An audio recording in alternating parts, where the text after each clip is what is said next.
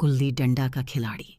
गंगा किनारे बसे एक छोटे से गांव रामपुर में सूरज की किरणें जैसे ही धरती को छूतीं, बच्चों का झुंड गुल्ली डंडा लेकर खेतों की तरफ दौड़ पड़ता। इन्हीं बच्चों में था 12 साल का गोपाल। दुबला पतला हंसमुख और चुलबुला गोपाल पूरे गांव में गुल्ली डंडा का सबसे अच्छा खिलाड़ी माना जाता था। जब भी वह गुल्ली को डंडे से उछालता, वह आसमान की ऊंचाइयां छू लेती। गांव के बड़े बूढ़े भी उसका खेल देखकर मुस्कुरा उठते थे। गोपाल के पिता श्यामलाल गांव के छोटे से स्कूल में शिक्षक थे। कर्तव्यनिष्ठ सरल स्वभाव वाले श्यामलाल चाहते थे कि उनका बेटा भी पढ़ाई लिखाई पर ध्यान लगाए, मगर गोपाल को किताबों से ज्यादा गुल्ली डंडे में मजा आता।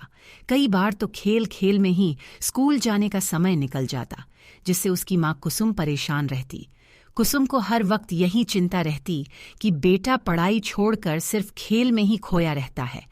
एक दिन स्कूल की छुट्टी होने के बाद गांव के सारे बच्चे मिलकर प्रतियोगिता करने लगे। दूर तक गुल्ली फेंकने वाले को जीतना था। गोपाल ने जैसे ही गुल्ली को आसमान में उछाला, वह सीधी सरपंच जी के आंगन में जा गिरी। सरपंच जी के आंगन में रखी मटकी टूट गई और पूरा दूध फैल गया। सभी बच्चे डर के मारे वहां से भाग गए, मगर गोपाल वहीं खड़ा रहा। वह जानता था कि गलती उसी की थी। सरपंच जी ने गुस्से में पूछा, किसने किया ये? गोपाल धीरे से बोला, मेरी गलती थी काका, मैं इसका जुर्माना चुका दूंगा। सरपंच जी गोपाल की ईमानदारी देख मुस्कुराकर बोले, तेरी सच्चाई ही जुर्माना है बेटा, लेकिन आगे से ध्यान रखना। उस दिन से गांव में गोपाल की सच्चाई की चर्चा भी होने लगी। समय के साथ गांव में कई बदलाव आने लगे। कुछ वर्षों बाद जब गोपाल बड़ा हुआ तो आर्थिक परेशानियों के चलते उसे गांव छोड़ शहर जाना पड़ा। पिता श्यामलाल की तबीयत बिगड़ने लगी थी और घर की जिम्मेदारियां गोपाल के कंधों पर आ गईं। शहर में उसने एक कारखाने में काम शुरू किया। सुबह से शाम तक मशीनों की आवाज के बीच उसे बचपन की वो आज़ादी बहुत याद आती, जिसमें वह खुले मैदान में गुल्ली डंडा खेला करता था। एक दिन कारखाने से लौटते हुए गोपाल ने रास्ते में कुछ बच्चों को गुल्ली डंडा खेलते देखा। उसका मन बेचैन हो उठा। उसे अपने गांव की याद आ गई, माँ की ममता, पिता का प्यार और गांव के दोस्तों के संग बिताए पल, जो अब सिर्फ यादें बनकर रह गए थे। कई वर्ष बीत गए। पिता की बीमारी बढ़ी तो गोपाल गांव लौट आया। गांव पहुंचते ही उसने देखा कि वह पुराना मैदान, जिसमें वह गुल्ली डंडा खेला करता था, अब वीरान पड़ा था। गांव के अधिकतर बच्चे मोबाइल गेम और टीवी में उलझ चुके थे। यह देखकर गोपाल को बेहद दुख हुआ। शाम को चाय पीते समय वह बोला, पिताजी, क्या अपने गांव के बच्चे अब गुल्ली डंडा नहीं खेलते? श्यामलाल ने उदास होकर जवाब दिया, बेटा, गांव में अब बहुत कुछ बदल गया है। बच्चों की खेल कूद की आदतें बदल गई हैं। गोपाल के मन में एक विचार आया। उसने अगले दिन से गांव के बच्चों को गुल्ली डंडा खेल सिखाने का फैसला किया। शुरुआत में कुछ बच्चे ही आए, लेकिन धीरे धीरे बच्चों की संख्या बढ़ने लगी। गोपाल फिर से गांव के बच्चों का प्रिय हो गया। एक दिन गांव के कुछ बच्चों की शहर की बच्चों से गुल्ली डंडा प्रतियोगिता तय हुई। पूरा गांव उत्साह से भर गया। शहर से कुछ अधिकारी आए।